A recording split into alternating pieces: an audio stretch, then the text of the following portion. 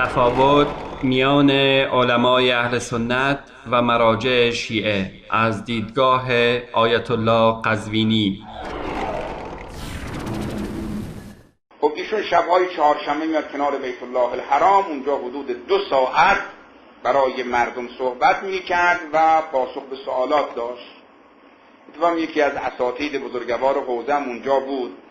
گفتم آقا یاد بگیرید از اینها، مفتی اعظم بالاترین مقام علمیشون هست، در حقیقت آیت الله العظماشون هست، مرجع عالی قدر جهان وهابیتشون هست، آمده کنار مردم نشسته 1 ساعت نیم 2 ساعت، نیم ساعت صحبت میکنه، 1 ساعت مردم سوال دارن مینویسن، منشیشون میاد پشت تریبون میخوانه، حدود 30,000 40,000 جمعیت اطراف بیت الله الحرام دارن صدای این رو میشنون. ما در حوزه علمیه با اساتید درجه 3 و 4 اگر کسی بخواد تماس برقرار کنه، دیداری داشته باشه، باید هزار خان رستم را رد کنه.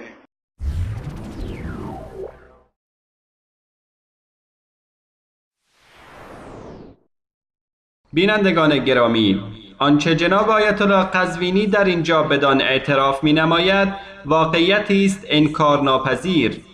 حقیقت امر این است که علمای اهل سنت دین را وسیله‌ای برای تجارت و بازرگانی دنیا قرار ندادند، بلکه زیستن در میان مردم و در غم و اندوه و نیز شادی‌های آنها شریک بودن را سبب تقرب به درگاه الهی دانسته و خود را در قبال تک تک مسلمانان مسئول می‌دانند. حال اینکه علمای شیعه به قول جناب آیت الله حتی اساتید درجه 3 و 4 شیعه چنان خود را از مردم دور نگه داشتند که برای دسترسی به آنها باید 1000 خان رستم را پیمود.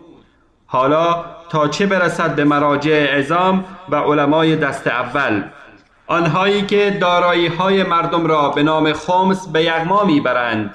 نمی‌دانیم برای دسترسی به آنها بایستی چند هزار خان رستم را طی کرد. آیا این است مذهب اهل بیت؟ آیا امیرالمؤمنین علی رضی الله عنه از مردم می‌خواست برای آمدن به خدمتش 1000 خان و چند هزار خان رستم را بگذرانند؟